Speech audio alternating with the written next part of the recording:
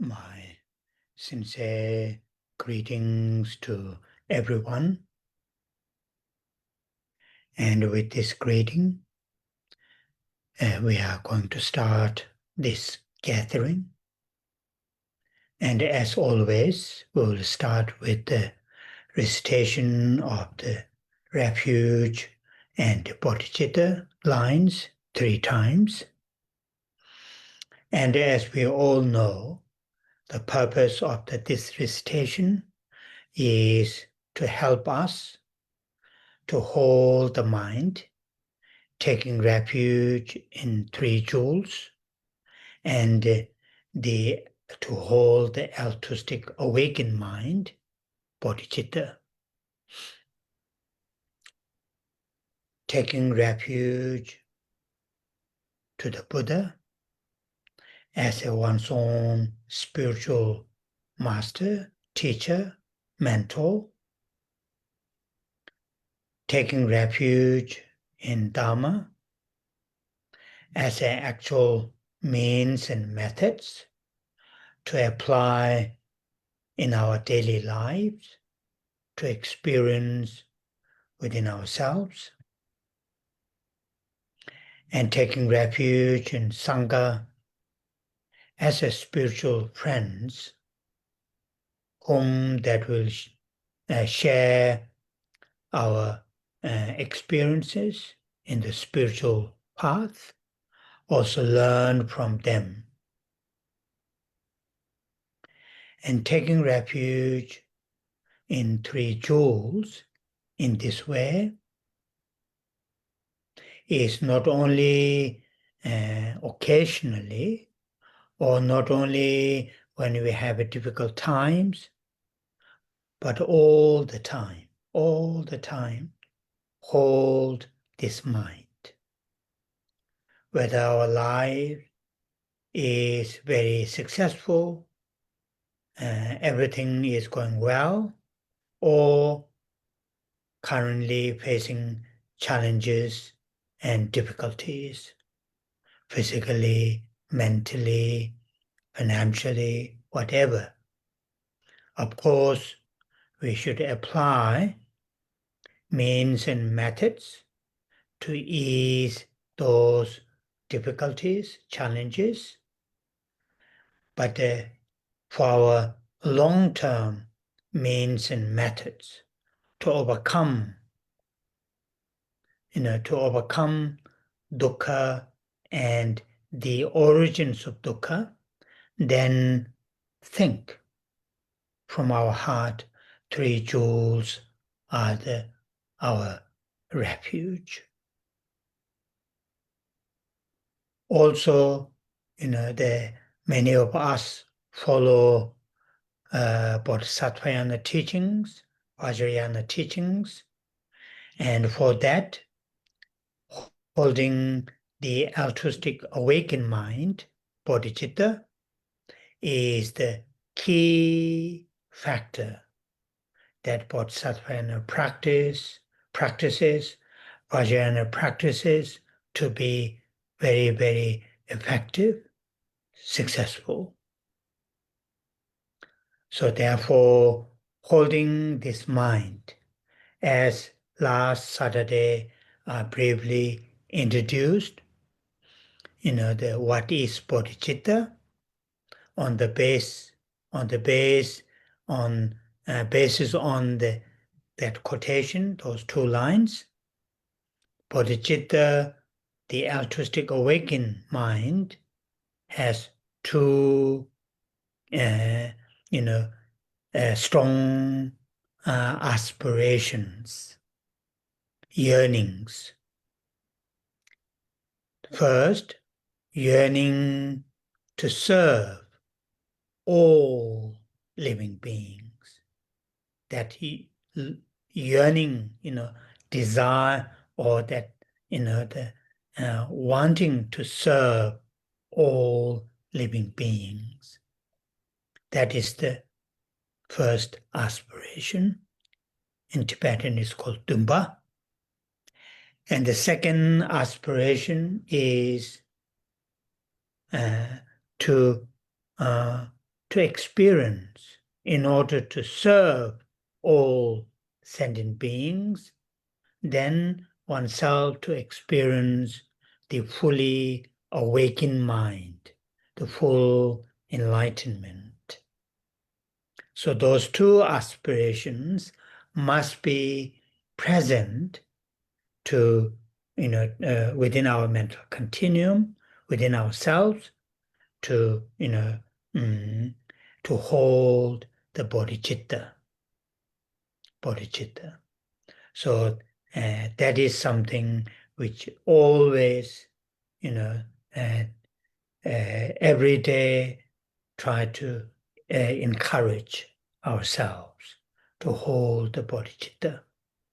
So in order to do this, then in a part of training, when we come together, we always start with holding these two minds through the recitation of those four lines. Trước tiên, Thầy gửi lời chào thân ái đến tất cả đại chúng.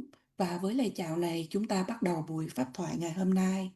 Như thường lệ, như tất cả chúng ta đều biết, mục đích của chúng ta trì tụng 4 dòng kệ này là để giúp cho chúng ta khai triển được tâm quy y nơi Tam Bảo và tâm tỉnh thức vị tha, đó là tâm Bồ Đề. Chúng ta quy y nơi Đức Phật như là một bậc thầy, như là đấng chỉ đường.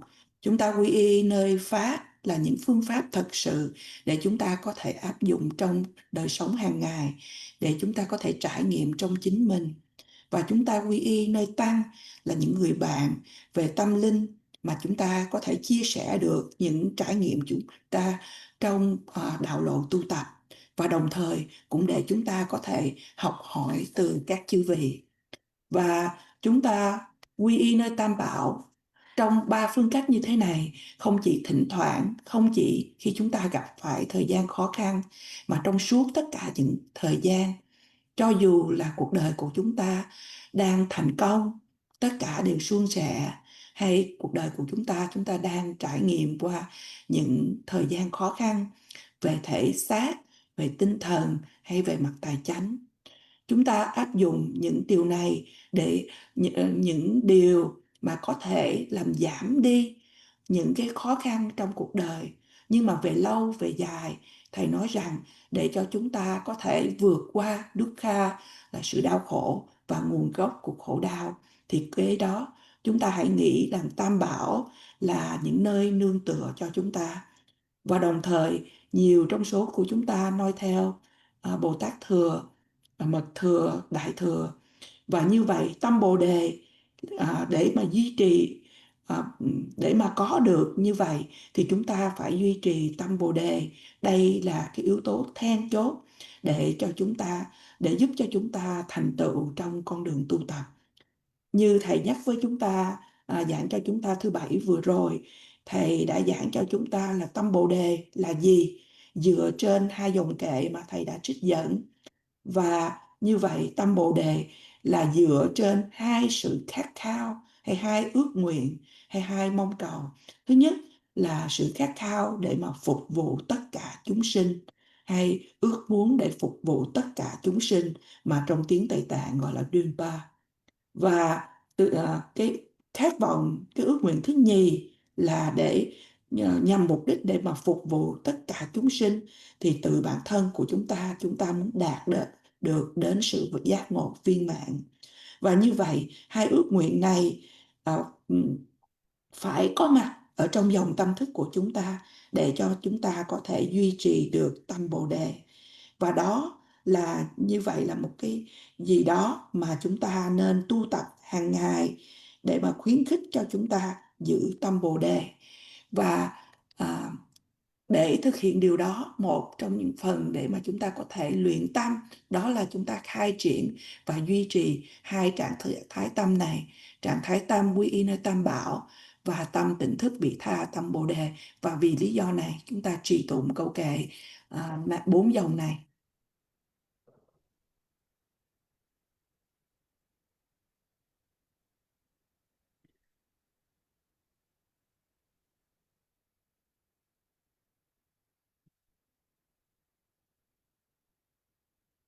Sanje chedan tsoji chonamanda changju pardo dane gyapsu che dagi jinso jibe tsonamaji dola penje sanje dobara sho.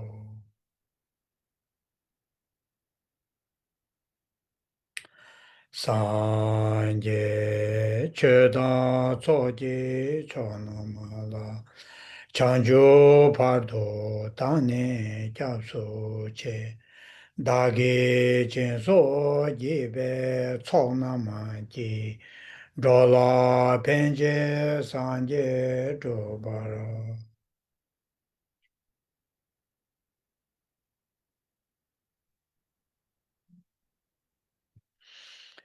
Sanje chedan tsoji chonamala chanju pardo dane gyapsu che dagi jinso jibe tsonamaji drola penje sanje dobara.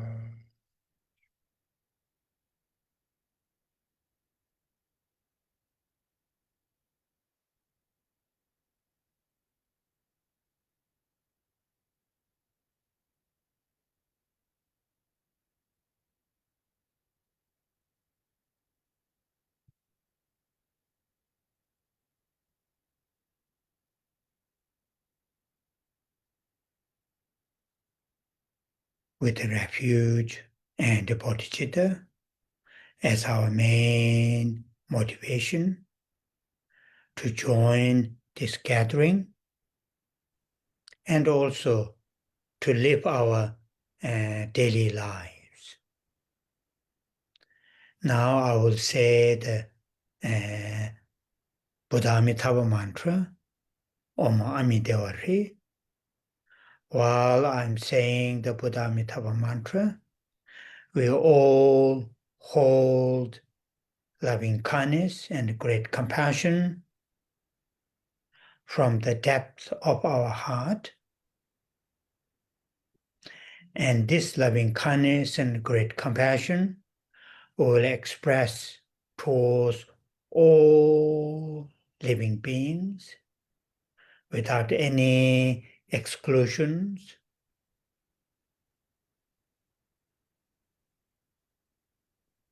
Also, very strongly imagine that love and compassion that we express reach towards all sentient beings, all living beings. Hold that kind of visualization while as I'm saying the Bodhisattva mantra. Với tâm quy y nơi Tam Bảo và tâm Bồ Đề là động cơ chủ yếu để cho chúng ta tham dự nghe thuyết pháp và đồng thời cũng để cho chúng ta sống cuộc đời của mình. Bây giờ chúng ta có thể cùng trì tụng với Thầy câu mật chú của Đức Phật A-di-đà Om Amidewa Shri. Trong khi trì tụng, chúng ta hãy cố gắng để giữ được lòng từ ái và lòng đại bi từ ở trong tim của mình, sâu ở trong tim của mình. Và với lòng từ ái và đồng đại bi này, chúng ta hãy bày tỏ đến tất cả chúng sinh hữu tình mà không có sự loại trừ nào. Đồng thời, với sự quán tưởng một cách mãnh liệt như vậy, lòng từ ái và bi mẫn mà chúng ta bày tỏ sẽ dẫn đến và giao tiếp đến đối với tất cả chúng sinh. Như vậy, chúng ta hãy giữ sự quán tưởng này trong khi trì tụng.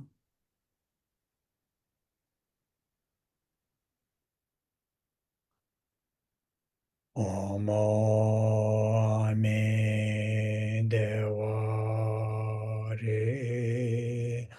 Om Amidewa Re.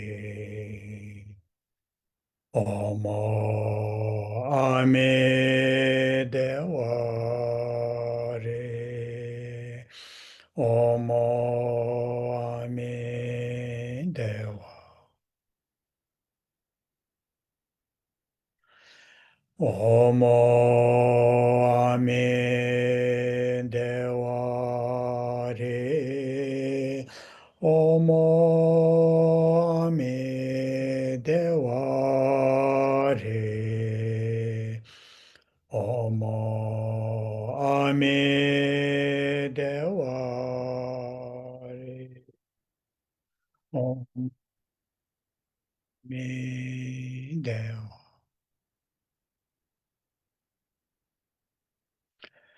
Om Amidewa Re. Om Amidewa Re.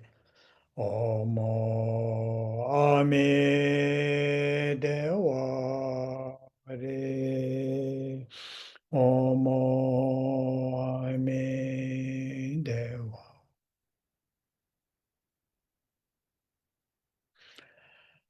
Om Amidewa Re. Om Amidewa Re. Om Amidewa Re. Om Amidewa.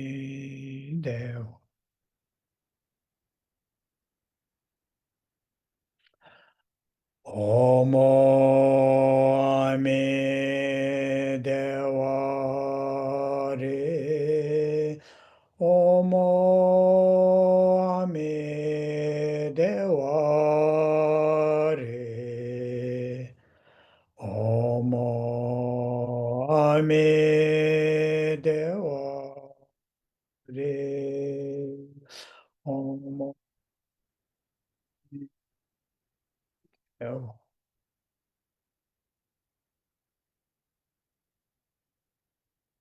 Om Amidewa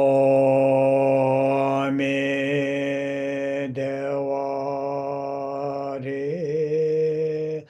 Om Amidewa Re. Om Amidewa Re. Om Amidewa.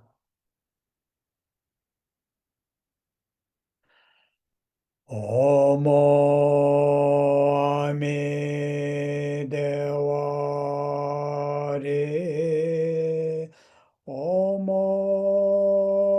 Amidewa Re. Om devare Omo me deva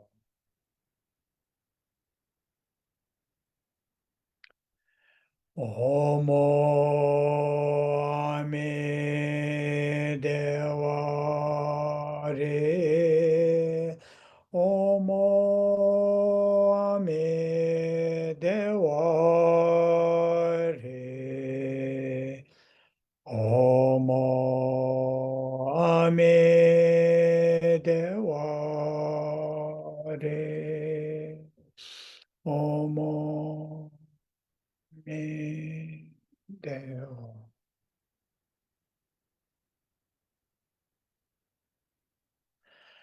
Omo ame devare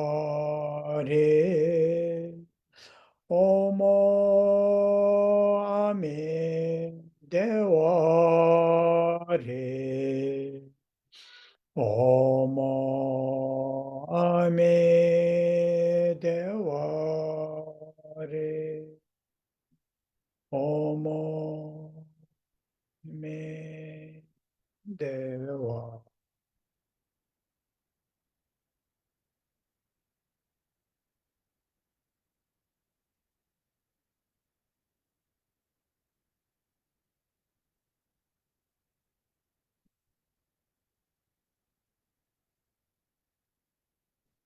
Oh yeah.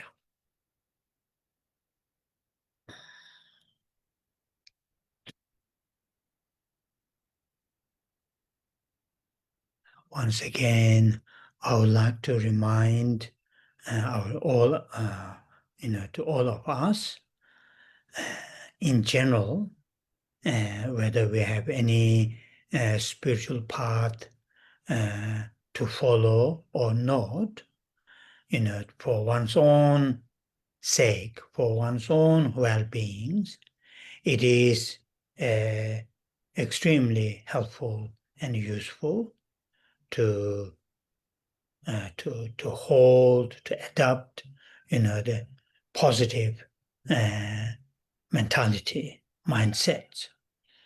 Though, the collectively and individually, we may face challenges, difficulties, uncertainties, and so forth. From our side, mentally, from our side, for one's own sake, and for the sake of one's own family members, friends, colleagues, and a wider community, it is helpful to adopt positive mental states. And as a follower of a spiritual path, and within that, following, all of us follow the Buddhist teachings.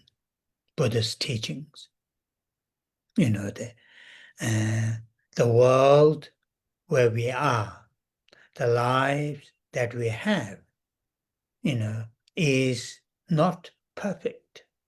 Not perfect.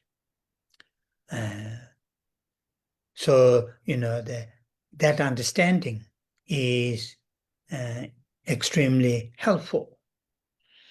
Though it's not perfect, but useful and helpful to adopt, to learn, to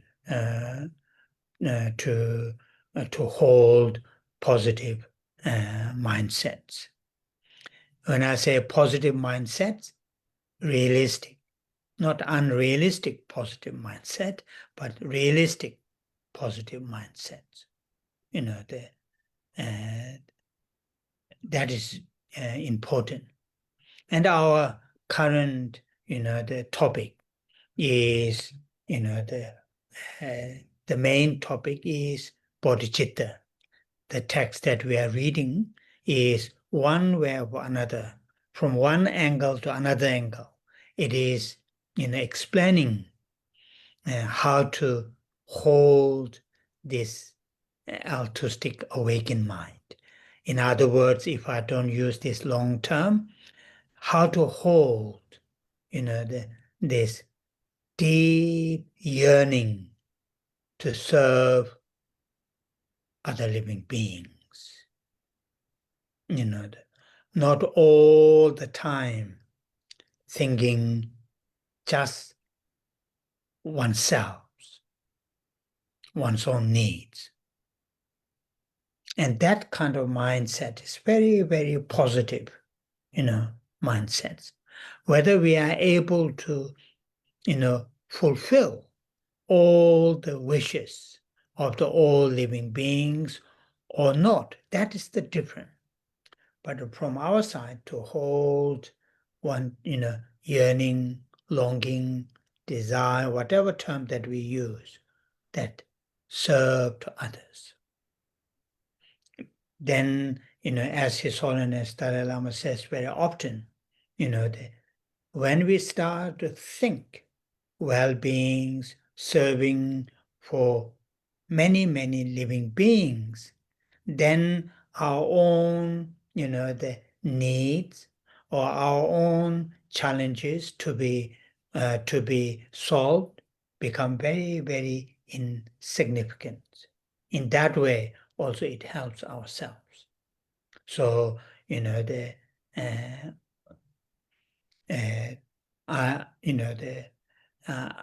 anyway, so this is useful to all the time to think, because currently, the world that we are living is going through lots of difficulties, lots of challenges, and in that kind of environment, at that kind of environment, if we not to take care our mindset, this may added on, particularly individually, added on unnecessary burden. So very, very useful to think in that way.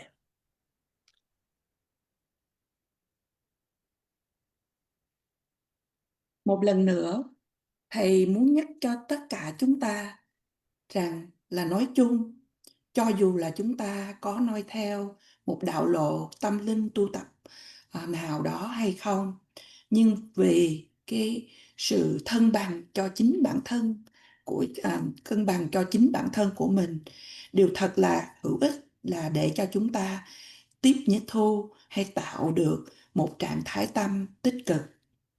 Mặc dù đối với cộng đồng, có cái tập thể hay đối với cá nhân, riêng cá nhân thì chúng ta gặp phải những thử thách, những điều bất định, nhưng mà từ phía của chính bản thân của chúng ta, vì lợi ích cho chúng ta và cho gia đình, cho bạn bè, đồng nghiệp và cho cộng đồng, nói một cách rộng rãi hơn, thì điều thật là hữu ích là để cho chúng ta tạo được một cái trạng thái tâm tích cực. Và như vậy, như là chúng ta là những người noi theo giáo lý của Đức Phật, thì cái thế giới mà chúng ta đang sống, cũng như mà cái cuộc đời mà chúng ta đang có, thì Thầy nói rằng là không được toàn hảo. Với sự hiểu biết rằng cái thế giới và cái cuộc đời của chúng ta sống đang không có toàn hảo, thì là một cái điều giúp ích để cho chúng ta nghĩ rằng là mặc dù nó không có toàn hảo, nhưng mà điều giúp ích là để cho chúng ta có được hay duy trì được một cái trạng thái tâm tích cực. Khi Thầy nói trạng thái tâm tích cực, Thầy không nói đến những điều mà thiếu thực tế. Thầy đang nói là thực tế mà có một trạng thái tâm tích cực. Như trong nhập Bồ Tát Hành, chủ đề ở đây để giải thích cho chúng ta làm sao để duy trì được tâm tỉnh thức vị tha. Nói một cách khác, nếu mà nói một cách dài hơn, thì làm thế nào để cho chúng ta có được cái sự khát khao một cách sâu xa để mà phục vụ tất cả chúng sinh hữu tình. để chúng ta không phải là suốt cả thời gian chúng ta chỉ nghĩ cho bản thân của mình và những nhu cầu của chính bản thân của mình. Đây là trạng thái tâm tích cực. Và cho dù là chúng ta có thể đáp ứng được cái khát khao để phục vụ tất cả chúng sinh hay không, đó là một cái điều khác. Nhưng mà từ phía bản thân của chúng ta thì chúng ta có cái sự khát khao để phục vụ cho chúng sinh. Như Thánh Đức Đạt Lai Lạt Ma thường nói, khi chúng ta bắt đầu nghĩ đến phục vụ chúng sinh thì tự nhiên những cái nhu cầu, những cái thử thách mà của chính bản thân của chúng ta cũng được giải quyết, và cũng được trở thành những cái nhu cầu, những cái thử thách của chúng ta trở thành nhỏ đi và trở thành không có nhiều lấn áp chúng ta. Và như vậy thì nó chính những điều đó, cái sự suy nghĩ để mà phục vụ cho chúng sinh cũng giúp ích cho bản thân của chúng ta. Và như vậy điều thật là hữu ích là hiện nay với thế giới của chúng ta đang trải qua một thời điểm thật là khó khăn, nhiều thử thách. Và với một cái môi trường như vậy, nếu chúng ta không săn sóc trạng thái tâm của mình, trong cái tinh thần của một cá nhân, thì chúng ta có thể thụng thêm lên những cái gánh nặng không cần thiết nữa. Và như vậy thật là hữu ích để chúng ta suy nghĩ những điều này. Oh yeah. So last Saturday, I briefly introduced these two lines from the Maitreya's Ornament of Clear Realizations, two lines which explains what is Bodhichitta, what is this altruistic awakened mind, what kind of flavor is there as a altruistic awakened mind. And these two lines, these two lines explain the altruistic awakened mind has two elements. Two elements in the sense two mind sort of, two mental sort of, or said two aspirations. Two aspirations are present in this when it says the altruistic awakened mind, bodhicitta. And we already talk about what are those two aspirations, or directly, if I translate from the Tibetan, the term, Daba, desires, desire, I desire to have such and such. I want, I yearn, I long, that Daba. And but quite often, in the other texts, instead of using this term Daba, desire, aspiration is also used, to this instead of Daba. So today I would like to explain a little bit further, particularly the first aspiration, the aspiration to serve all living beings, or yearning to serve all living beings. I would like to explain a little bit more on that.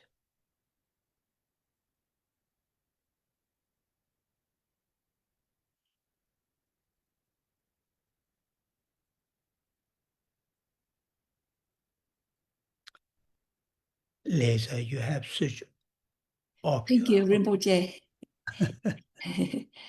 Thứ Bảy vừa qua, Thầy đã giới thiệu cho chúng ta ngắn gọn 2 dòng ở trong Hiện quán Trang Nghiêm Luận của Ngài Di Lặc để giải thích cho chúng ta về Bồ Đề Tâm là gì.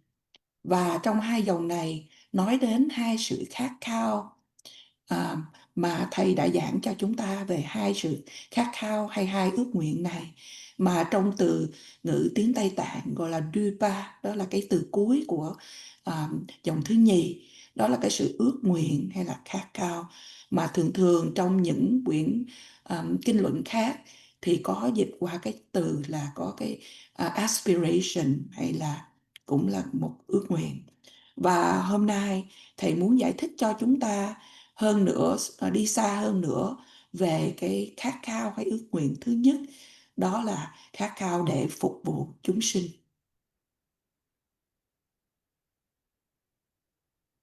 Oh, yeah. Yes, Okay. Rinpoche, yes. Yes, yeah. So now then this, the aspiration or yearning to serve others. In the text, from those two lines, in the first line, in Tibetan, the end of that first line, and in Tibet, first I will say it in Tibetan, first line, Semje Pani Shendun Chir Shendun.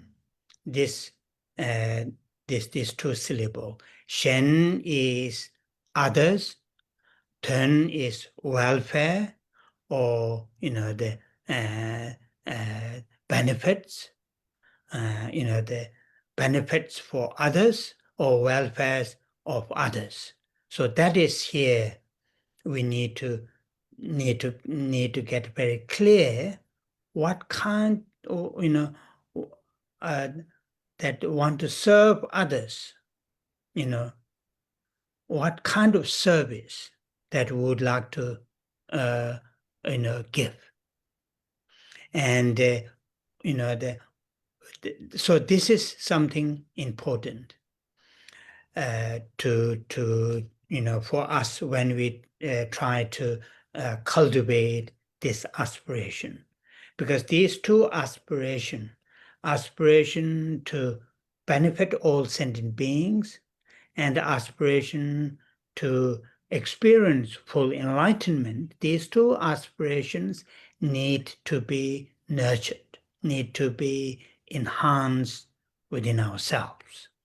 Though all of us have a degrees of, yearning, wanting to serve others, but that yearning or or longing to serve others is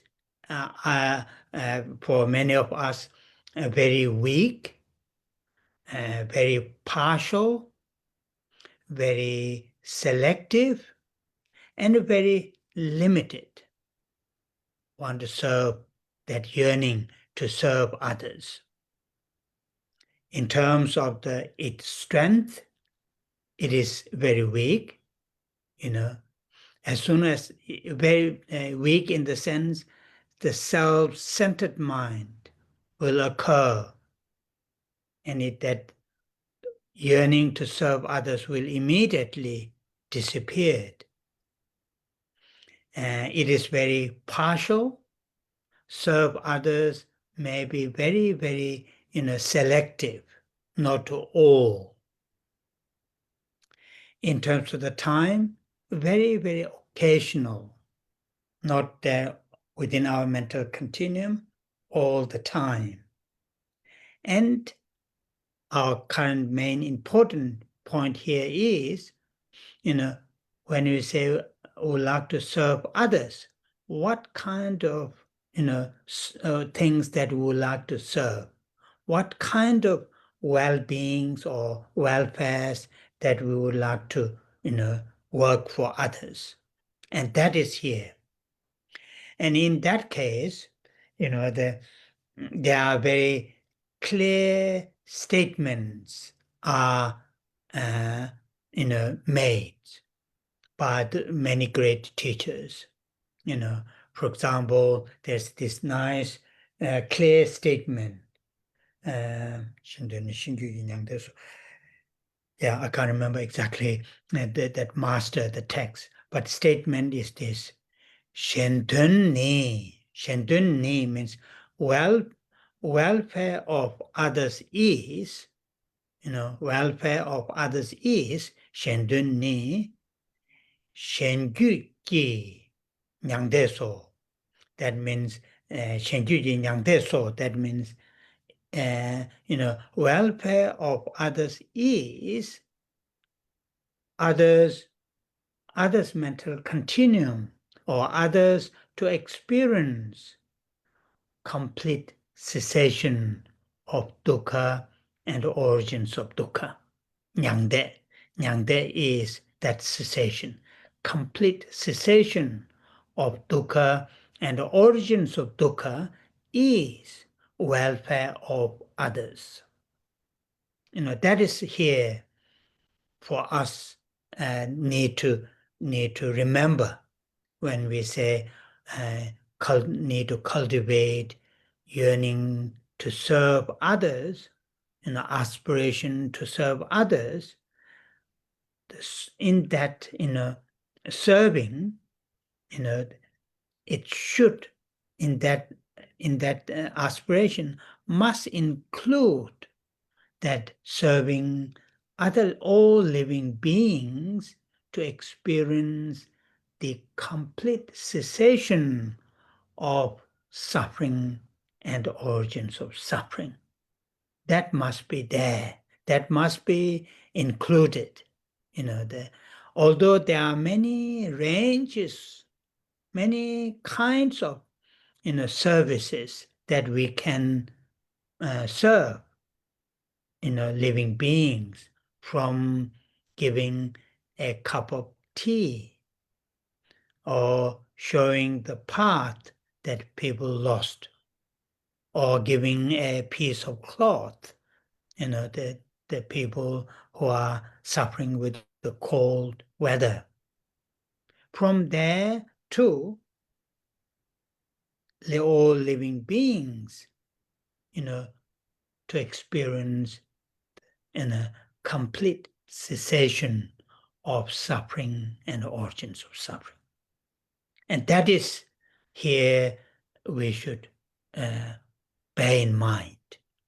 Bear in mind when we say that Bodhichitta, as altruistic awakened mind, has two aspirations. Out of the two aspirations, the other Saturday I mentioned, Lama Tsongkhapa had said, out of the two aspirations, the main cause is aspiration to serve all living beings. And the aspiration to experience full enlightenment is cooperative cause, which I mentioned the other Saturday. So that is something important.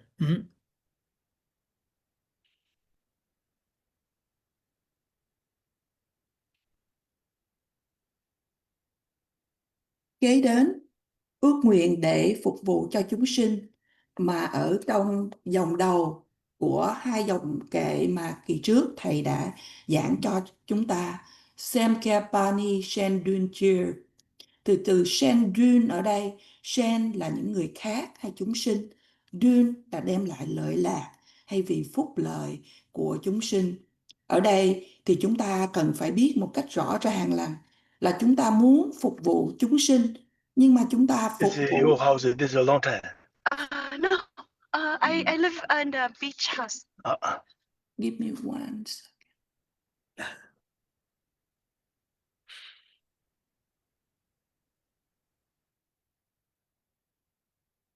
Ở đây thì chúng ta cần phải biết một cách rõ ràng là chúng ta muốn phục vụ chúng sinh. Nhưng những gì mà chúng ta có thể phục vụ chúng sinh, đây là những điều quan trọng mà cho chúng ta cố gắng để khi mà chúng ta nói là chúng ta muốn đem lại lợi lạc cho chúng sinh hay để phục vụ chúng sinh.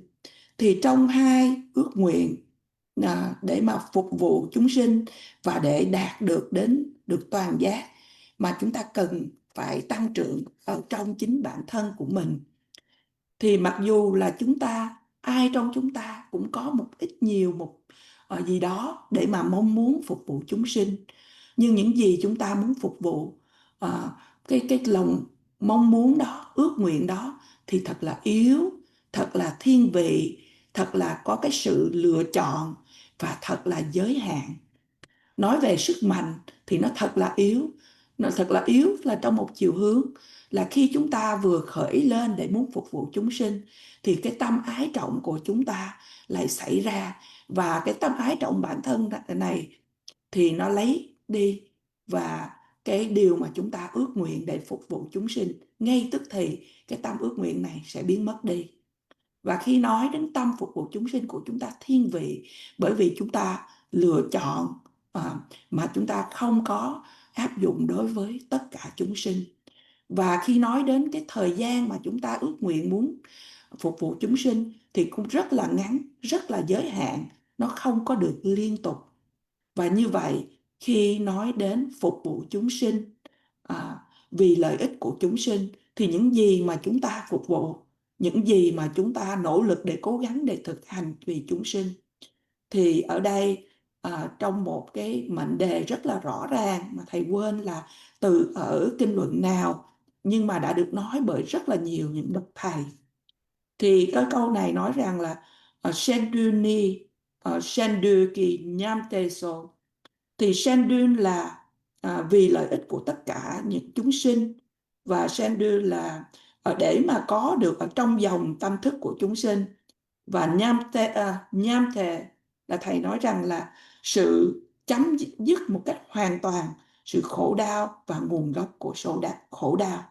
Và như vậy, để phục vụ chúng sinh, để mang lại lợi lạc cho chúng sinh, điều này phải bao gồm để mà đem cho chúng sinh được trải nghiệm sự hoàn toàn tận diệt của sự khổ và nguồn gốc của sự khổ. Điều này phải có bao gồm ở trong đó.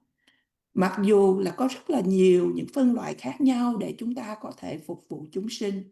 Ví dụ như chúng ta có thể đem cho họ một tách trà, chúng ta có thể chỉ đường khi mà họ đi lạc đường, chúng ta có thể cho họ những mảnh áo khi mà thời tiết lạnh để mà họ không có bị đau khổ vì lạnh. Nhưng mà từ ở những cái điều đó cho đến cái điều mà chúng ta phục vụ chúng sinh để chúng sinh có thể hoàn toàn tận diệt được sự khổ và nguồn gốc của khổ đau, đó là những gì mà chúng ta được nói ở trong đây. Như vậy, Bồ Đề Tâm có hai ước nguyện như Ngài Tông Khách Ba nói hồi mà thầy trích dẫn hồi tuần trước. Trong hai ước nguyện để phục vụ chúng sinh và ước nguyện đạt được sự giác ngộ viên mãn, thì cái nguyên nhân chủ yếu hay cái điều thiết yếu là để cho chúng ta phục vụ chúng sinh.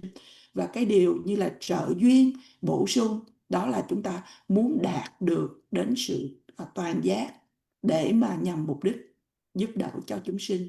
Đây là những điều quan trọng mà chúng ta cần biết rõ. Oh yeah.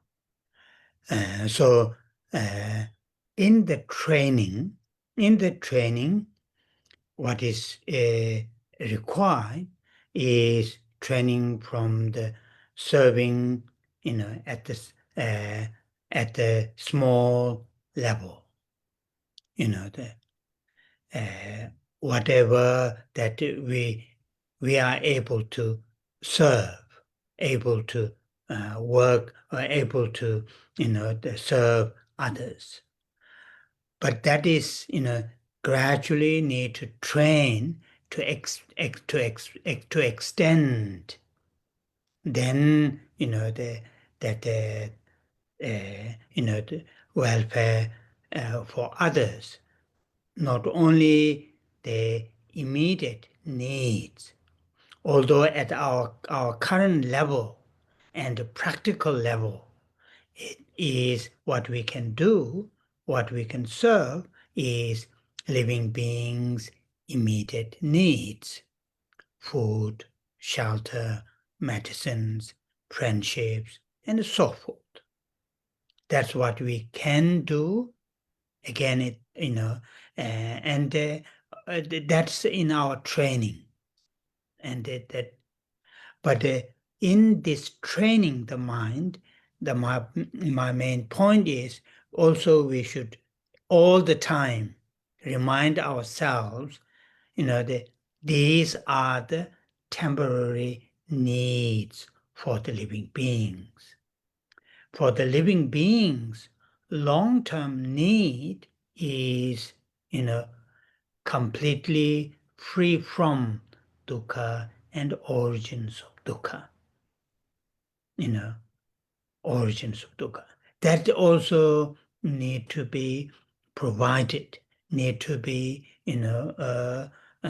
make it happen, and to work for that happened.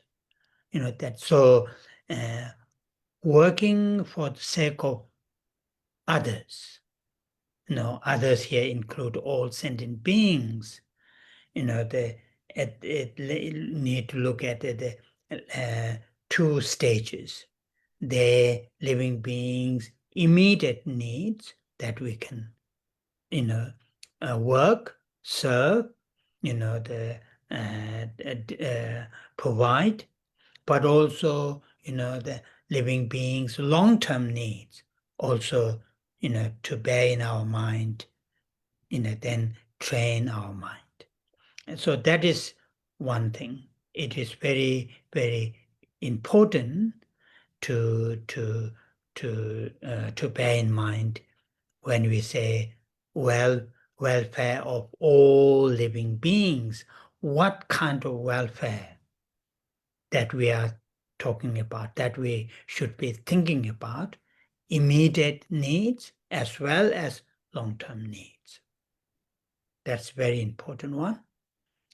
Now then the other part is quite, from our own experiences, we can tell our current that yearning, as I mentioned earlier, not that strong, easily be lost when self-centered arise, and very partial, not impartial, and very occasional. Only it occurs in a certain times.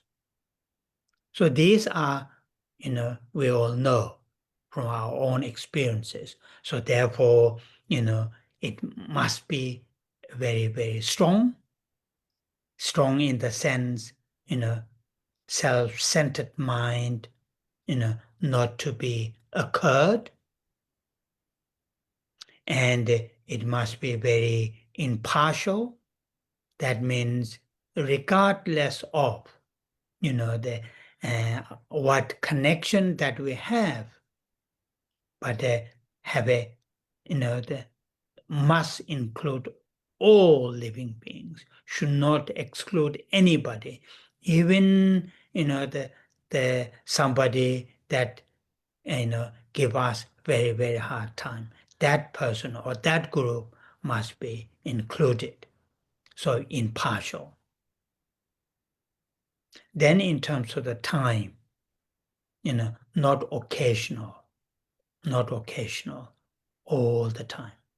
So all these, that sort of, aspiration, yearning to be here, then it is obvious we need to train our mind.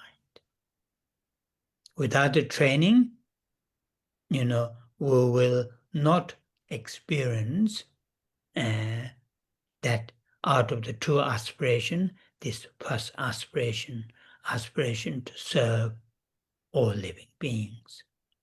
So in that case, training is very crucial. We can tell from our own experiences.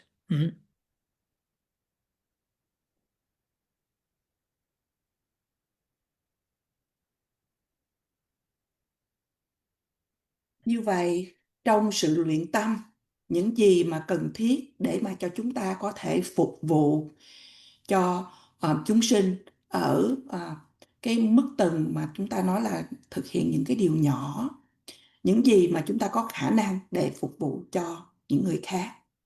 Thì ở đây thì chúng ta sẽ luyện tâm của chính mình để mà chúng ta từ từ mà nới rộng ra để mà phục vụ cho chúng sinh. Không những chỉ là những nhu cầu cần thiết mà ngay tức thì mà chúng sinh cần. Mặc dù là ở trên cái mức tầng mà thực tế, thì ở mức tầng của chúng ta thì chúng ta có thể thực hiện những điều này. Đó là những cái nhu cầu mà cần thiết tức thì của chúng sinh. như là chúng ta giúp cho thực phẩm, chúng ta giúp cho nơi ăn chốn ở, chúng ta giúp cho thuốc men, cho tình bạn, vân vân. Đó là những gì mà chúng ta đang có thể thực hiện, và đó cũng là những gì mà phương pháp chúng ta rèn luyện tâm để thực hiện hàng ngày. Thì nhưng mà chúng ta cũng nên nhắc nhở với mình rằng là những điều mà chúng ta có thực hiện để giúp chúng sanh như vậy chỉ là cho cái mục đích, cho nhu cầu tạm thời mà thôi. Về lâu về dài thì chúng ta cần phải giúp cho chúng sinh để mà được hoàn toàn chấm dứt được hay là thoát khỏi được tất cả những khổ đau và nguồn gốc của khổ đau. Đó là những gì mà chúng ta cần phải cung cấp, đó là những gì mà chúng ta cần phải để đem đến để có thể xảy ra cho chúng sinh.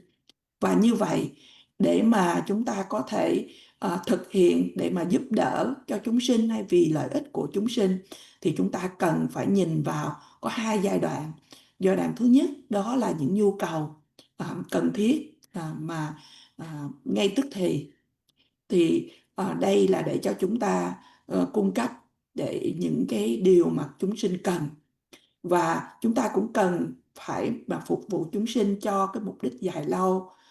Để mà như vậy thì điều quan trọng là chúng ta ghi nhớ ở trong đó là vì lợi ích của chúng sinh là có hai điều là nhu cầu cần thiết mà nhất thời, cũng như là mục đích dài lâu để chúng sinh thoát khỏi sự khổ và nguồn gốc của sự khổ.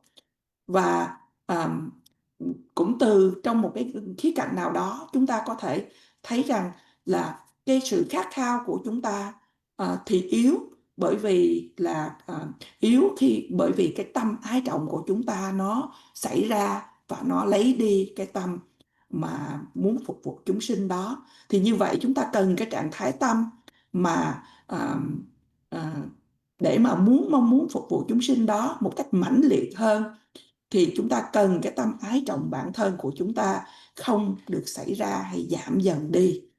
Và khi cái tâm của chúng ta thường thì cũng thiên vị chọn lựa những người nào mà chúng ta muốn có cái lòng cái tâm Bồ Đề, thì thầy nói rằng là để chúng ta trong cái sự luyện tâm thì chúng ta làm ngược lại, thì chúng ta phải rèn luyện tâm của mình để mà cho dù là mối quan hệ của chúng ta đối với những chúng sinh đó hiện tại là như sao, nhưng mà chúng ta không có loại trừ bất kỳ người nào. Thầy nói rằng là ngay cả những người mà đang đem đến cho chúng ta những cái sự rất là khó khăn, chúng ta cũng vẫn phải bao gồm họ trong cái sự mà chúng ta nói rằng là chúng ta mong muốn phục vụ chúng sinh. Và nói về cái thời gian, chúng ta chỉ không thể nào mà chỉ là muốn phục vụ chúng sinh một cách thỉnh thoảng, mà chúng ta cần phải rèn luyện tâm của mình để mà phục vụ chúng sinh trong suốt tất cả những thời gian. Và để thực hiện những điều đó, chúng ta cần phải tu tập để rèn luyện tâm của mình, bởi vì nếu không có sự rèn luyện tâm thì chúng ta sẽ không đạt được cả hai cái ước nguyện mà thầy nhắc đến, đó là ước nguyện để mà phục vụ chúng sinh và ước nguyện đạt được đến sự toàn giác. Và như vậy sự rèn luyện tâm là điều thiết yếu mà chúng ta có thể nói rằng là từ những cái trải nghiệm riêng của mình. Oh yeah. So to really to train our mind to have that kind of this aspiration, the first aspiration to serve all living beings, then here briefly, many of you know, have received many teachings. There are two main instructions or main methods, two main methods. The first one, which here, the text that we are reading emphasizes, is really understanding the self-centered mind and mind carrying others. The understanding the difference between these two minds. In Tibetan called Rang Jinzin. Rang Jinzin, that here better translation is self-centered mind. That then the Shen Jinzin, mind carrying others.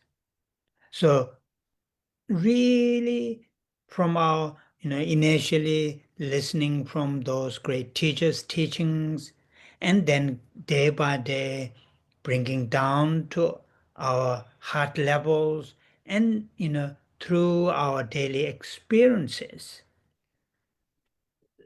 learning which one is really, immediately and in long term, which mind is, what's called beneficial initially to ourselves and to others.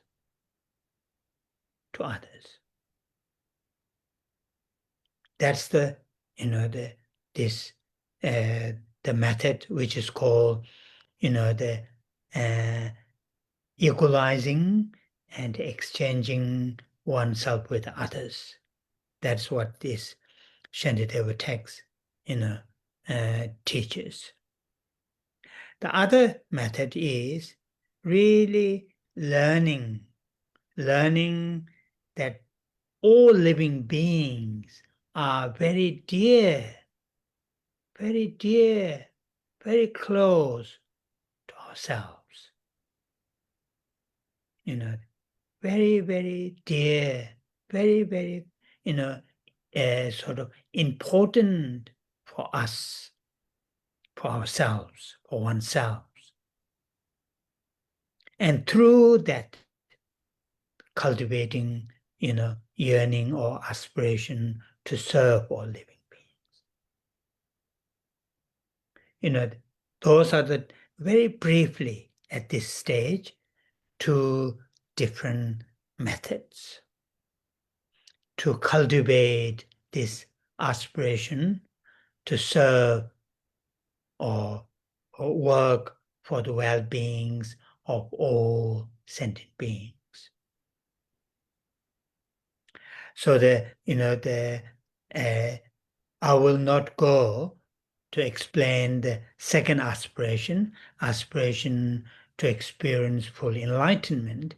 That will be the more or less, it will come, it will, naturally sort of follow once we start to cultivate, enhance, nurtured this first aspiration. Then second aspiration will follow, more like a logical, logically it will follow. So I will not explain that much here. So just try to keep in mind, today here, main point is Bodhichitta has two aspirations. Out of two aspirations, the first aspiration is the main cause, the main factor. We have bodhicitta. The second one is the cooperative. So this first aspiration, which I have explained, I will not repeat again. And in terms of the training, two quite distinctive trainings, methods. One is, really through our own experiences and through the teachings by those great teachers, weighing which one is the self-centered mind or the mind cherishing others, which mind is, immediately and the long term beneficial to oneself and to others. And through that, then cultivating the first aspiration, or the cultivating a deep sense of, dear towards all sentient beings. That is what the method is called 7-point cause and effect methods. I will not go into detail. So this one is might be helpful. I mean, many of you know these things part of reminding to you. But in case if there are new people, this first aspiration should be get very clear.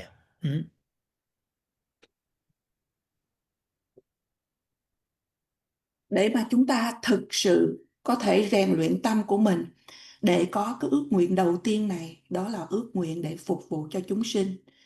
Và như nhiều người trong số chúng ta đã biết hay là đã thọ nhận những giáo lý từ các bậc thầy, thì có hai phương pháp chính yếu mà quyển kinh luận mà chúng ta đang được tu học thì nói về một trong những cái phương pháp đó, đó là để cho chúng ta hiểu được về cái tâm ái trọng bản thân, cái sự khác nhau giữa tâm ái trọng bản thân và tâm phục vụ chúng sinh. Mà trong tiếng Tây Tạng thì cái từ Rang Chen Jin là cái tâm ái trọng bản thân, và Shen Chen Jin là cái tâm mà bận tâm, quan tâm đến phúc lợi của những người khác hay những chúng sinh. Và từ những giáo lý này mà các bậc đại sư đã chỉ dạy cho chúng ta, thì chúng ta đem vào ở trong tim của mình những gì mà chúng ta có thể tu học, và từ đó chúng ta có thể đưa ra được cái điều rằng là như vậy thì vì cái mục đích ngay tức thì và mục đích dài lâu, thì cái điều nào, cái tâm ái trọng bản thân hay cái tâm mà quan tâm đến, bận tâm đến những người khác, thì một trong hai tâm này thì tâm nào sẽ đem lại lợi lạc cho chính bản thân của chúng ta và cho những người khác trong những mục đích tạm thời hay là ngay tức thì và dài lâu. Và phương pháp này mà đã được nói đến ở trong bài luận mà chúng ta đang được tu học, đó là bình đẳng hóa và hoán vị ngã tha, hay là đổi vị trí của ta qua vị trí của người. Và một phương pháp khác đó là 7 điểm luyện tâm, thì để mà cho chúng ta tu học trau dồi rèn luyện tâm, để mà xem tất cả chúng sinh thật là thân thương, thật là gần gũi đối với chính bản thân của chúng ta, và xem là quan trọng đối với chúng ta. Và qua từ đó mà chúng ta mới trưởng dưỡng được cái sự khát khao để phục vụ chúng sinh. Và ở thầy chia sẻ chúng ta ngắn gọn về hai phương pháp này, bởi vì ở giai đoạn này hai phương pháp này để mà chúng ta có thể tu tập, để mà có thể dấn thân vào phục vụ cho tất cả chúng sinh. Và thầy sẽ không giảng cho chúng ta về cái ước nguyện thứ nhì, đó là ước nguyện để mà tu tập đạt được sự giác ngộ viên mãn. Bởi vì thầy nói là gần như là cái sự để mà ước nguyện đạt được giác ngộ viên mãn, nó sẽ tự nhiên mà đến, nó sẽ tự nhiên mà noi theo một khi mà chúng ta trưởng dưỡng hay tăng trưởng được ước nguyện thứ nhất, đó là phục vụ cho chúng sinh. Thì cái ước nguyện để mà đạt được đến sự toàn giác, nó sự đi theo cũng giống như nó một cách tự nhiên, một cách rất là logic. Thành ra thầy không cần phải giảng về những cái điều này. Như vậy mục đích của chúng ta hôm nay để hiểu rằng, cố gắng để hiểu rằng là Bồ Đề Tâm có hai ước nguyện. Ước nguyện chính yếu đó là ước nguyện để mà phục vụ chúng sinh, và ước nguyện trợ duyên thứ yếu đó là đạt được đến sự toàn giác. Và qua cái sự ước nguyện thứ nhất này thì để mà có được điều này thì chúng ta có hai phương pháp để rèn luyện tâm, mà qua sự trải nghiệm của chúng ta và qua những cái giảng dạy của các bậc thầy, để mà chúng ta đưa ra cái câu hỏi rằng là cái sự ái trọng bản thân, cái tâm ái trọng bản thân, hay cái tâm mong muốn đem lại lợi lạc cho chúng sinh, phục vụ cho chúng sinh, cái trạng thái tâm này nào sẽ đem lại cái lợi ích tức thì và dài lâu cho chính bản thân của chúng ta và cho những người khác. Và cái phương pháp thứ nhì đó là 7 điểm luyện tâm nhân và quả, thì là chúng ta xem tất cả chúng sinh rất là thân thương, và từ đó mà chúng ta khai triển được cái lòng thương và muốn phục vụ cho chúng sinh như vậy. Oh yeah. So now then, this is, not in the text, last Saturday and today. It is just I am trying to explain what is bodhicitta. Now, in the text, we have finished verse 1, verse 2, and verse 3. These are the more or less the background of the overall text. Now, from verse 4, now it starts the main body of the text and also the first chapter. The first chapter is, the chapter which explains what you call the benefits of having bodhicitta, having this mind which we have just explained, bodhicitta. So now, from this verse 4, then it directly related to the bodhicitta, here the altruistic awakened mind. However, the verse 4 and verse 5, these two verses are really, I want to give you the overall meaning of these two verses, verse 4 and verse 5. Verse 4 and verse 5, these two verses, explain to really to cultivate bodhicitta, the altruistic awakened mind.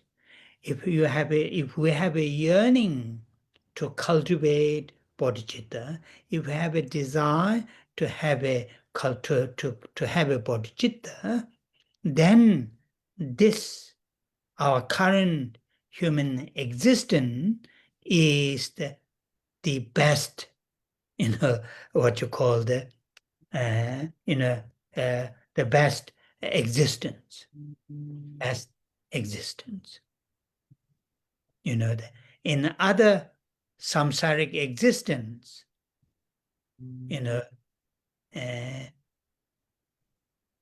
we will not have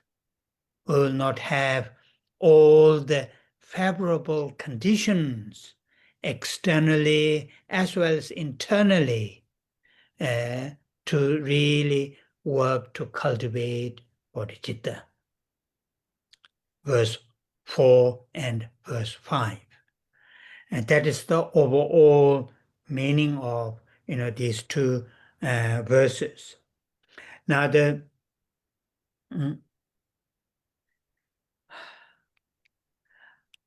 in the verse 4, saying this human existence has the opportunity and also have all the favorable conditions.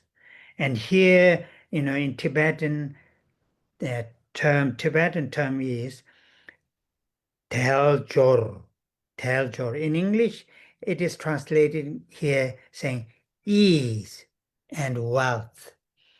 I don't know whether it carries overall, and all together, whether it carries the whole the meaning of the Tibetan term telwa.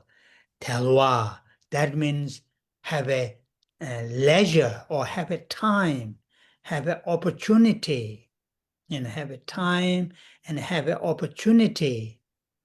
And jor, that means favorable conditions. In this case, particularly in the connection to the topic that we are talking about, to cultivate bodhicitta, teljor. So this human existence is called, existence of leisure and endowment, sometimes translated. Here they translated ease and wealth. Ease in the sense we have the time, and wealth in the sense we have the facilities, to cultivate bodhicitta. So that one thing is missing in here in English translation. I'm not saying it is wrong, the translation is wrong, but when I read, but my English reading is just Anyway, in Tibetan reading, Teljor, that is the leisure and endowment or ease and wealth, Teljor. Dini, and that word, these two syllables is very, very important in this line. Dini really refers to this. In other words, pointing to me, this human existence, which has a leisure or ease in the sense of have great time, and this human existence, it is not pointing to someone's, it is pointing to myself. Or, when I read Teljor Dini, this my human existence is ease in the sense have time, and wealth in the sense of opportunities, facilities. So that's very important one, Dini, Tejo Dini. Then Nyeba Shindoka, then saying difficult to find, not easy to find again and again, Tejo Dini. That this kind of human existence. So that refers to saying this human existence is the best existence to cultivate bodhicitta. And the next line, if I really want to accomplish this task, this goal, the goal in this case, bodhicitta within myself, then this is the the existence I can accomplish, based on this existence. Then third line, if I just if I don't take the opportunity to cultivate bodhicitta in this human existence, so if I don't do that, if I don't cultivate bodhicitta in this human existence, it is very, very difficult to obtain again this kind of opportunity. So this is something quite useful for us to think about. This verse 4, saying our current existence is the best existence to cultivate bodhicitta. That is the whole meaning. And the second point is, if we don't, work to cultivate bodhicitta based on this existence, it is very difficult to obtain, again, this kind of opportunity. So that is the whole meaning of the first verse, verse 4.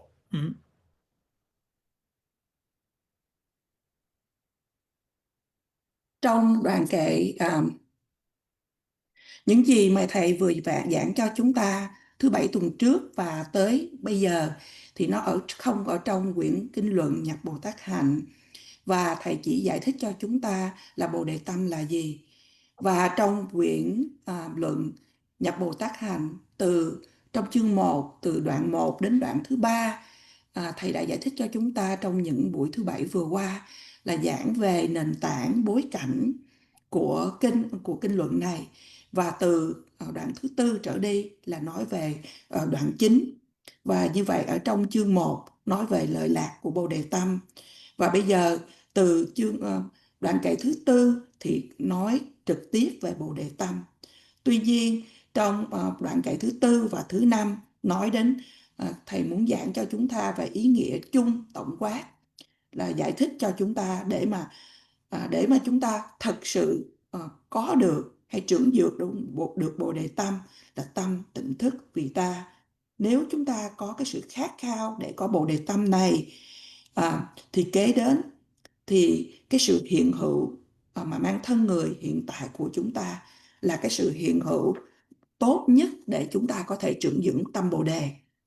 Trong những sự hiện hữu khác ở trong vòng luân hồi sinh tử, chúng ta sẽ không có tất cả những điều kiện thuận lợi, những thuận duyên về ở bên ngoài cũng như ở bên trong của chúng ta, để mà chúng ta có thể rèn luyện, để mà có thể khai triển được tâm Bồ Đề. Và đó là ý nghĩa chung của đoạn kệ thứ tư và thứ năm. Đoạn kệ thứ tư nói rằng tự tại thuận duyên là điều khó đạt, đủ sức toàn thành nguyện ước chúng sinh. Vậy nếu nay tôi thủ lợi riêng mình, kiếp sau đâu thể thuận duyên như vậy. Thì nói rằng là cái sự hiện hữu mang thân người của chúng ta có được những cơ hội và những điều kiện thuận lợi mà trong tiếng Tây Tạng hai chữ đầu nói rằng tell joy. Thì thầy không biết là cái tiếng Anh dịch sang như thế nào. Thì trong tiếng Việt chúng ta có nói cái sự tự tại thuận duyên, nhưng mà thường là ở trong cái thuật ngữ Phật giáo được giảng rằng là tell, ở đây tell qua là những cái sự nhàn hạ, cái thời gian rảnh mà chúng ta có, cơ hội mà chúng ta có là gọi là cái sự nhàn hạ. Và cho qua ở đây là những điều kiện thuận lợi, nguyện thuận duyên, hay là có được những cái sự như là được là chúng ta được thiên phú, được ban cho những cái điều đó. Thì khi mà chúng ta nói liên hệ đến chủ đề của Bồ Đề Tâm, thì chúng ta nói là có những thuận duyên để mà trưởng dưỡng tâm Bồ Đề. Như vậy chúng ta nói là những sự nhàn hạ và những điều chúng ta thiên phú. Và như vậy thì trong từ tiếng Anh mà chúng ta được nghe dịch, nếu quý vị có cái bản tiếng Anh thì nói chữ ease and wealth. Thì chữ ease hai chữ này thầy nói nó không phải sai, nhưng mà có thể nó không nắm bắt được tất cả những cái ý nghĩa. Chữ ease ở đây có nghĩa là nói là chúng ta có thể có nhiều thời gian hơn, và chữ wealth ở đây là có những điều kiện thuận lợi hơn. Và trong 4 từ tell cho dini, thì theo cái dini là đây là, thì thầy nhấn mạnh cái chữ đây là nó là quan trọng. Điểm ở đây là để nó chỉ cho chúng ta rằng là cái sự hiện hữu mang thân người của chúng ta, đây là có cái sự nhàn hạ và có những cái điều thiên phú, là những điều thuận duyên. Mà ở đây cái chỉ đây không phải là chỉ cho ai, mà chỉ cho chính bản thân của chúng ta có những thuận duyên, chúng ta có những cái sự nhàn hạ như vậy. Và kế đó cái 4 cái từ kế tiếp nó là Nyeba Shintuka, đó là nói là khó tìm được. Những thuận duyên này khó tìm được, khó mà chúng ta mang được cái thân người, cái sự hiện hữu thân người. Và dòng thứ nhì và bằng tiếng Tây Tạng nói rằng là nếu mà chính bản thân của tôi muốn đạt được cái mục đích này, đó là trong cái phạm vi này chúng ta nói về tâm Bồ Đề. Và dòng thứ ba nói rằng nếu mà tôi không nắm lấy cái cơ hội này để mà trưởng dưỡng Bồ Đề tâm, thì nó sẽ khó mà chúng tôi có thể đạt được cái cơ hội này một lần nữa. Và như vậy đều hữu ích để chúng ta hiểu về cái ý nghĩa của đoạn kệ thứ tư, rằng là sự hiện hữu của chúng ta hiện tại mang thân người là cái sự hiện hữu quý giá nhất để mà chúng ta có thể trưởng dưỡng được tâm Bồ Đề. Và cái điểm thứ nhì trong đoạn kệ này nói rằng nếu chúng ta không có mà rèn luyện tâm để mà đạt được đến tâm Bồ Đề này, thì thật khó để mà chúng ta có thể có một cái cơ hội một lần nữa. Oh yeah. So I will not go any detail on the verse 5. If you read that verse 5 connection to the verse 4, you will understand. You will understand. Also, we don't have that much time now to explain. But if you read, now it is very, very important. You should do a little bit of work by yourself. Not all the time rely on me to explain the word by word. There is a English, there is a Vietnamese translation.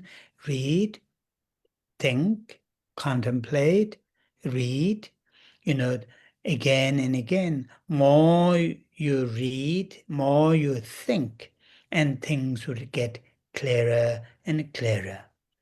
So the verse 5 is very much directly connected to the meaning of the verse 4, so these two verses read together, and then you will get a clear understanding. So I will not explain anything. Maybe next Saturday I will briefly touch on that verse 5. So after the translation, then we'll say the 21 Thara prayers and dedication and long life prayer. Chúng ta không đọc về đoạn kệ thứ 5, mà thầy nói rằng là chúng ta nên về nhà và tự đọc cho chính mình như là một cái chứ không nên mà luôn chỉ mà nghe thầy giảng cho chúng ta từng từ và từng từ một, mà chúng ta phải tu học rèn luyện cho chính mình. Và như vậy trong có cái từ mà được giải thích thường nói rằng là chúng ta hãy đọc, hãy nghĩ, hãy chiêm nghiệm, rồi lại đọc, nghĩ, chiêm nghiệm. Chúng ta càng đọc nhiều, càng nghĩ, chiêm nghiệm nhiều thì những ý nghĩa sẽ đem lại cho chúng ta càng ngày càng rõ ràng hơn. Và thầy nói rằng là đoạn kệ thứ 5 liên hệ trực tiếp đến đoạn kệ thứ 4 mà thầy vừa mới giảng, và chúng ta nên đọc hai đoạn kệ này cùng với nhau. Và thầy sẽ không giải thích, có thể thầy sẽ giải thích một cách ngắn gọn vào thứ Bảy tuần sau. Và bây giờ chúng ta chấm dứt buổi pháp thoại ngày hôm nay, và bây giờ là cầu nguyện tán thán đến 21 vị đồ mẫu, cũng như hồi hướng đến trường thọ của Đức Đạt Lai Lạt Ma.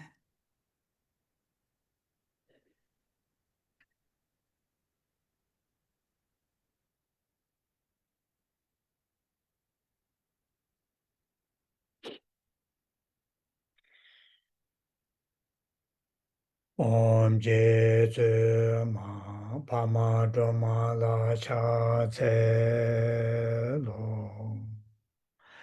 Cha ze do ma nyo ma pa mo. Je ne ke je lo tang cha ma.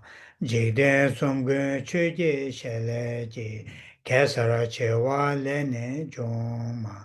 Cha ze dong ge da wa gun do. Kang wa jia ne zik be she le ma. Ka ma dong da co ba na ma ji. Rab do che we we ra ba ra ma. Chang ze sen yu cho ne je je. Pen me chang ne nam pa ra je ma. Chen pa zun zhu ka tu bu she wa. Se pa sam de ju nye ma. Chang ze te shin shek pe zu do. Ta ye nam pa ra gyal wa che ma. Ma lu pa ru chin pa to pe. Gya we se je shin du ten ma. Chang ze tu da rang hong ye ge. De dang chok da nam ga gang ma. Jik de dong bo shab je nen de. Le ba me ba gu ba nu ma. Chang ze gya je me la zang ba. Long la na zo wang ju che ma. Zhong bo ro la te sa na ma da. Nu jun co je du ne de ma. Chang ze te je cha dang pe je. Pa ro cho go rab do jo ma. E jang yung go ma shab je nen de. Me ba ra cho ba shin do ba ra ma. Chang ze tu re je ba chen bo. Du je pa o na ba ra jo ma.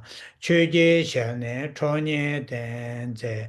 Zhao tam je ma lu se ma. Chang ze gun jo som zhen cha je.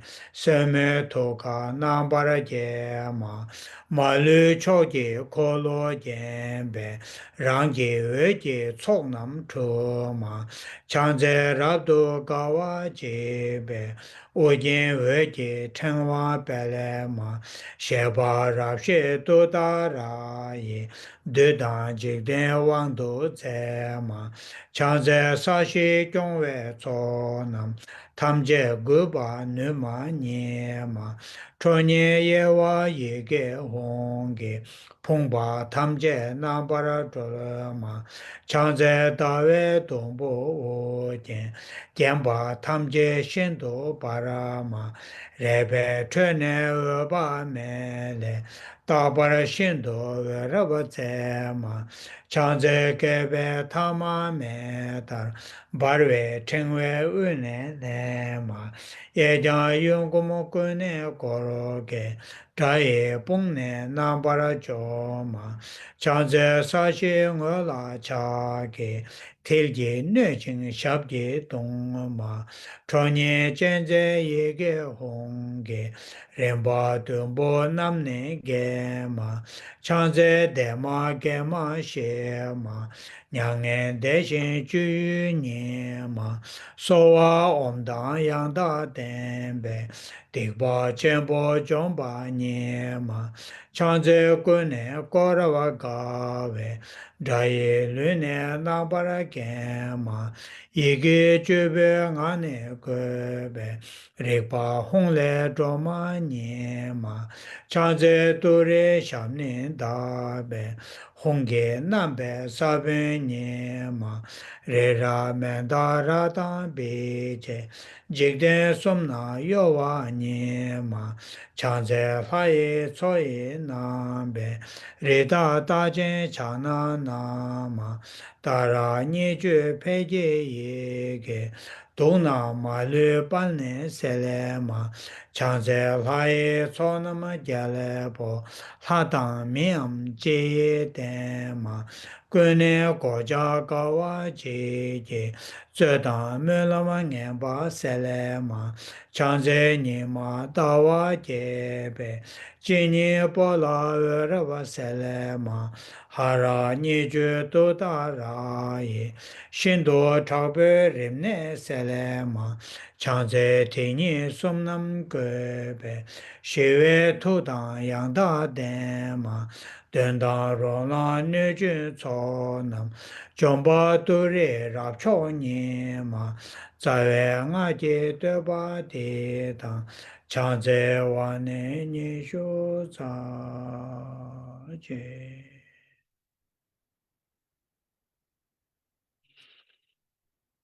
chang ju sem cho ren bo che ma je pa na ma je ju ru che je ba nya ba me ba ya kong ne kong du pe wa ra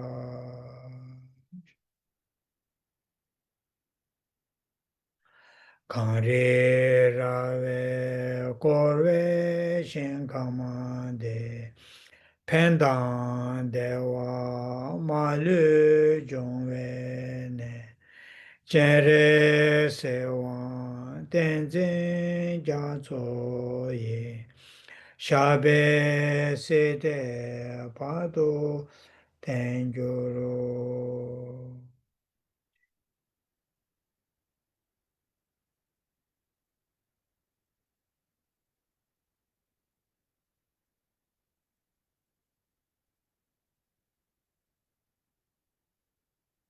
Oh yeah.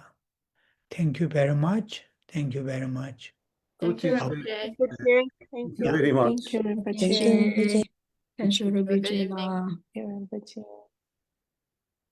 Thank you.